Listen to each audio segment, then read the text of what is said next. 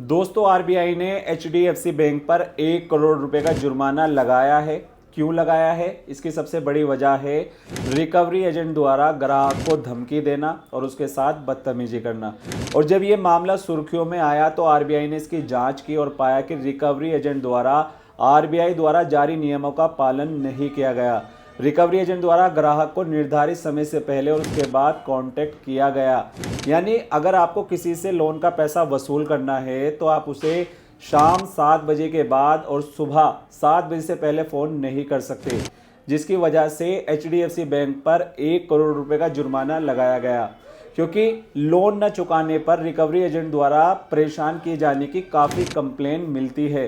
और अगर आप भी इस समस्या से परेशान हैं तो अब आपको घबराने की ज़रूरत नहीं है। सो गाइस, मेरा नाम है एडवोकेट आबिद और आज की इस वीडियो में हम बात करेंगे अगर आपने कोई छोटा मोटा या बड़ा लोन ले रखा है और अगर किसी कारणवश लोन की अमाउंट आप पे नहीं कर पाते हैं और रिकवरी एजेंट द्वारा आपको परेशान किया जाता है, आपको धमकी दी जाती है और आपके ही घर में घुसकर आपके साथ बदसलूकी होती है, तो अब आपको घबराने की ज़रूरत नहीं है। क्योंकि आरबीआई द्वारा रिकवरी एजेंट और बैंक को कुछ गाइडलाइन दी जाती है जिनका पालन करना उनको ज़रूरी होता है। अगर आप वो नियम जान जाएंगे तो इन फ्यूचर अगर आपके साथ इस तरह का कोई भी हरेसमेंट रिकवरी एजेंट या बैंक द्वारा होता है तो आप उनकी शिकायत करके उनको सज़ा दिला सकते हैं। इसलिए इस वीडियो को शुरू से लेकर अंत तक ज़रूर देखिएगा। ये वीडियो आपके काफ़ी काम आने वाली है, आपके लिए काफ़ी इम्पोर्टेंट है। तो चलिए वीडियो शुरू करते हैं।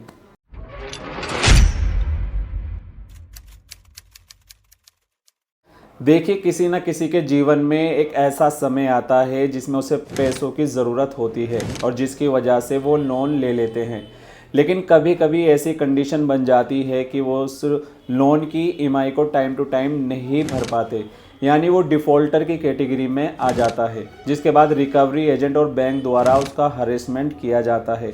क्योंकि जब भी आप डिफ़ॉल्टर की कैटेगरी में आते हैं तो ऐसे मामले में बैंक और इंश्योरेंस कंपनी रिकवरी एजेंट को हायर करते हैं और रिकवरी एजेंट लोन की बकाया राशि वसूल करने के लिए किसी भी हद तक जाने के लिए तैयार रहते हैं। क्योंकि अगर वो लोन वसूल करने में कामयाब हो जाते हैं तो बैंक और इंश्योरेंस कंपनी द्वारा उनको कुछ कमीशन दिया जाता है, इसलिए वो आपके साथ बुरा व्यवहार करते हैं।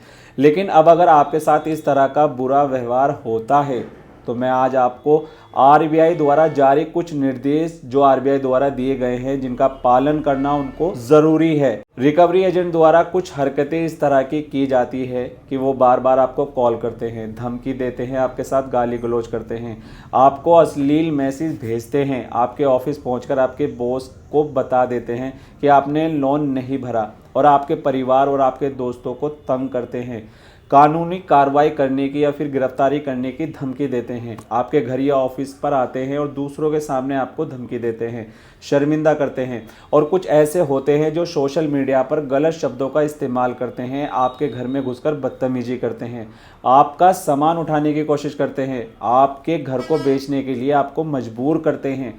और कुछ रिकवरी एजेंट तो सरकारी लोगों की मोहर का गलत इस्तेमाल करके आपको डराते हैं। और आजकल तो जो समूह लोन है उन लोन को भोली भाली महिलाओं को दे दिया जाता है और बाद में उनका शोषण किया जाता है। काफ़ी इस तरह की शिकायत मिलती है। तो आरबीआई द्वारा बैंकों को और रिकवरी एजेंट को कुछ दिशा निर्देश दिए जाते हैं। चलिए वो मैं आपको बता देता हूँ। आरबीआई द्वारा बैंकों को सख्त निर्देश दिए जाते हैं कि ग्राहक से लोन तरीके से वसूल किया जाना चाहिए और आरबीआई के फेयर प्रैक्टिस कोड के तहत ही उन्हें लोन रिकवर करना चाहिए।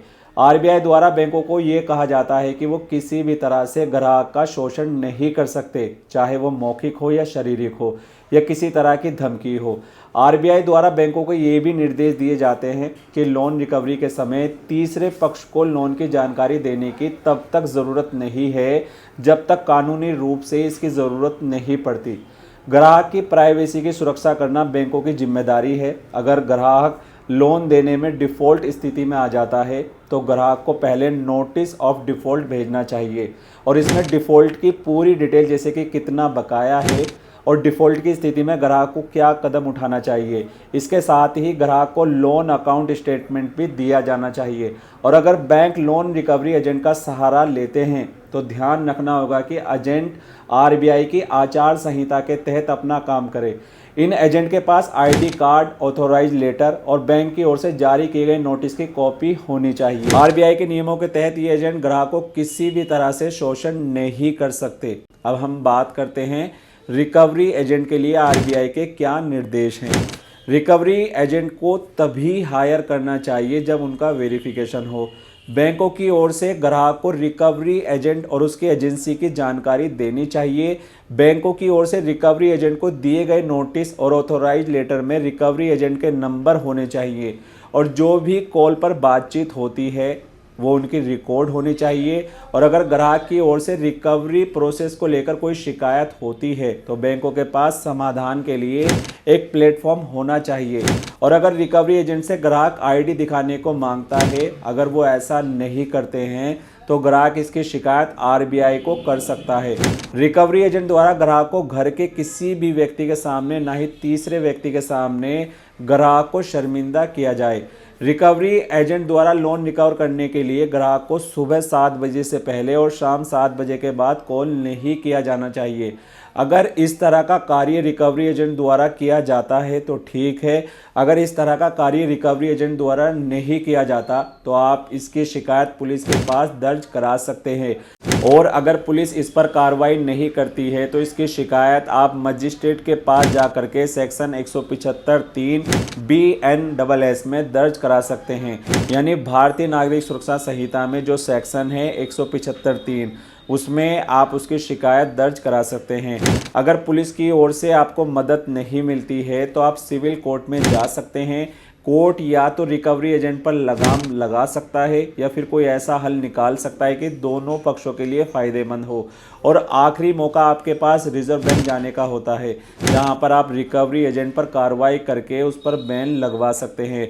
और अगर तब भी आपका काम नहीं बनता है तो आप बैंक में इसकी शिकायत कर सकते हैं। और आपकी निजता का उल्लंघन जो हमारे संविधान के आर्टिकल 21 में है, आप इसके लिए रिकवरी एजेंट पर एक्शन ले सकते हो और उसे सजा दिला सकते हो। उम्मीद है आपको वीडियो अच्छी लगी होगी। अगर आपको वीडियो पसंद आई है तो वीडियो को लाइक और शेयर ज़रूर करें। और किसी तरह से अगर कोई रिकवरी एजेंट आपके साथ बदसलूकी करता है तो आप हमारे नंबर पर कॉल करके हमसे एडवाइस ज़रूर ले सकते हो।